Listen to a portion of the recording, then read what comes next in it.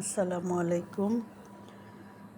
আমি আজকে সেচি শাক ভাজি করে দেখাচ্ছি। আর সেই জন্য শাকটাকে আমি প্রথমে ভালো করে ধুয়ে কড়াইতে দিয়ে দিলাম। ধুয়ে পানি ঝরিয়ে নিতে হবে ভালো করে। তারপর কড়াইতে দিয়ে দিব সবগুলি শাক। শাক একটু বেশি হলেও যখন সিদ্ধ হয়ে যাবে কমে যাবে, সবাই জানি আমরা। আর সেচি শাক এটা অবশ্য এমন কিছু রান্না না, তারপরেও আমি একটু ভিন্নভাবে একটু ভাজি করতেছি, সেই জন্য আপনাদের সাথে শেয়ার করতেছি। দেখেন কেমন লাগে। আমার কাছে তো খুবই ভালো লাগে এরকম করে শাক ভাজি করে খাই।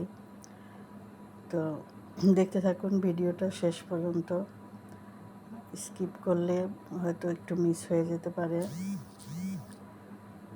তো এখন হচ্ছে শাকটার মধ্যে আমি লবণ দিয়ে দিলাম, পরিমাণ মতো লবণ দিয়ে দিলাম। তারপরে সিদ্ধ হওয়ার জন্য অপেক্ষা করব। একটু ঢেকে দিলাম, ঢাকনা দিয়ে একটু ঢেকে দিলাম। তারপরে এবার কমে গেছে। একটু শাকটা কমার জন্য ঢেকে দিয়েছিলাম, নয়তো কমতেছিল না। তো এই শাকটা একটু ঝরঝরা করে সিদ্ধ করতে হবে। এমন না যে সিদ্ধ আমরা ঢাকনা দিয়ে দিয়ে রাখি তখন একদম এমন নরম হয়ে যায় যে ভর্তা ভর্তা হয়ে যায়, ওরকম করব না। শাকটাকে একটু ঝরঝরা করে আমি সিদ্ধ করে নিব। দেখতে পারবেন আপনারা, পুরো শাকটাই ঝরঝরা হবে, পানিও থাকবে না আর নরম হয়ে যাবে না। এটাই হচ্ছে ব্যাপার। তারপরে এই জন্যই বারবার নেড়ে চেড়ে জিনিসটাকে সিদ্ধ করতে হবে, নয়তো একবারে ঢাকনা দিয়ে দিলে তো খুব তাড়াতাড়ি সিদ্ধ হয়ে যেত। এখন দিয়ে দিব পেঁয়াজ কুচি দিয়ে দিলাম।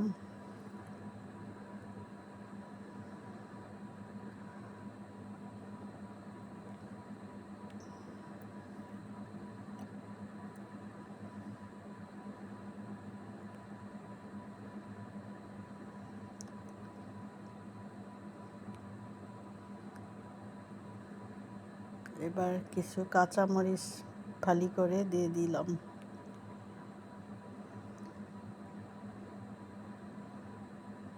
তারপরে আবার নেড়ে চেড়ে একটু ঝরঝরা করে নেড়ে এটা সিদ্ধ করে নিতে হবে। এই জন্য বারবার একটু নেড়ে দিতে হবে যাতে শাকটা বসে না যায়, একদম নরম হয়ে যাওয়া যাবে না।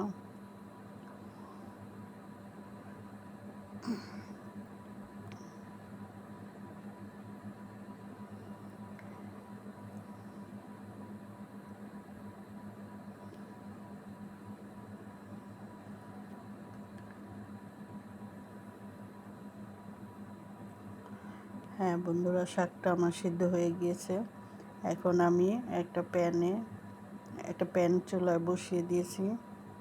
প্যানে এখানে আমি তেল দিব না, বাগার দেওয়ার জন্য আমি শাকে ঘি দিব। এইটাই হলো এই শাকটার মানে টেস্ট। সেই জন্য এটাকে আমি একটু যত্ন করেই বারবার নেড়ে চেড়ে ঝরঝরা করে সিদ্ধ করে নিয়েছিলাম। শাকটা বাগার দিব হচ্ছে ঘি দিয়ে। তো এটা যদিও সবার কাছে হাসির মনে হতে পারে যে সেচি শাক সেটা আবার ঘি দিয়ে বাগার দিয়ে খায়, কিন্তু আপনারা সত্যি একবার করে খেয়ে দেখবেন, খুবই টেস্ট। এটা আসলে একটা অন্যরকম পর্যায়ে চলে আসে। আমরা তো সবসময় তেল দিয়েই খাই, তো এটা একটু আমি অন্যভাবে দিলাম।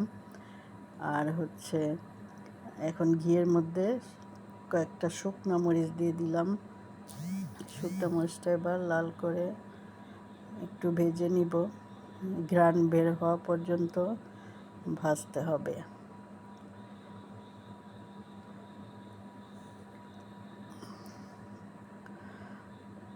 তো আমার এই শাক ভাজিটা যদি ভালো লাগে, আপনারা বাসায় অবশ্যই করে খাবেন আর কমেন্ট করবেন কার কাছে কেমন লাগলো।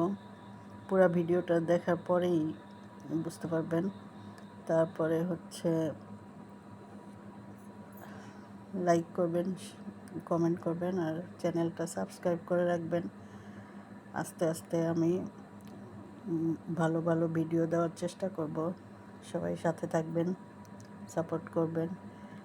এই পর্যায়ে আমি রসুন কুচি দিয়ে দিলাম, প্রায় একটার মতো রসুন আমি সিলে কুচি করে নিয়েছি। আপনারা শাকের পরিমাণ অনুযায়ী কম বেশি হইতে পারে। তো এখানে আমার শাক অল্প ছিল, একটা রসুন দিয়েছি। তারপরে হলো শাকটা দিয়ে দিয়েছি, সেই ঝরঝরা সিদ্ধ শাকটা দিয়ে দিয়েছি এখানে। এখনও এই নাড়াচাড়াটাও অন্যভাবে করতে হবে, এত স্লোলি করতে হবে যে আস্তে আস্তে ঝরঝরা করে নিতে হবে শাকটা যাতে কিছুতেই নরম হয়ে একদম গলে না যায়। সেই জন্য ঝরঝরা করে মনে হবে যে ছাড়া ছাড়া হয়ে গেছে, ওরকম করে ভেজে নিতে হবে শাকটাকে। খুব যত্ন সহকারে করবেন। আর অবশ্যই বাসায় আপনারা করে এটা খাবেন, খুব ভালো লাগে। এটা একটা অন্য লেভেলের টেস্ট হয়ে যায় আসলে। যতই ছোট হোক ব্যাপারটা, কিন্তু টেস্টটা আসলে আমি তো বুঝাইতে পারতেছি না আপনাদেরকে। আপনারা বাসায় যখন করে খাবেন তখন দেখবেন টেস্টটা আসলেই খুব ভালো হয়েছিল। আসলেই ভালো হয়, সবাই করতে পারবেন, কোনো সমস্যা নেই।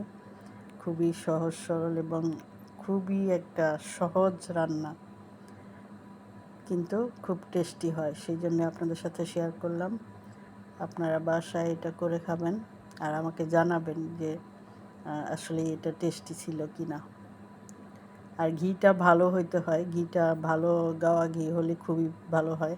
বাজারের কিছু কিনা ঘি থাকে, ওগুলা হয়তো বা একটু খারাপ লাগতে পারে। ঘিটা ভালো ঘি, এখন ভালো ঘি সবখানেই পাওয়া যায়, সমস্যা নেই। তো ঘিটা দিয়ে বাগার দিতে হবে আর এভাবে নেড়ে চেড়ে খুব হালকা হাতে একদম ঝরঝরা করে নেড়ে শেষ করতে হবে। এই তো বন্ধুরা, দেখেন ফাইনাল লুকটা শাকের এরকম হবে, একদম ঝরঝরা একটা ব্যাপার হয়েছে।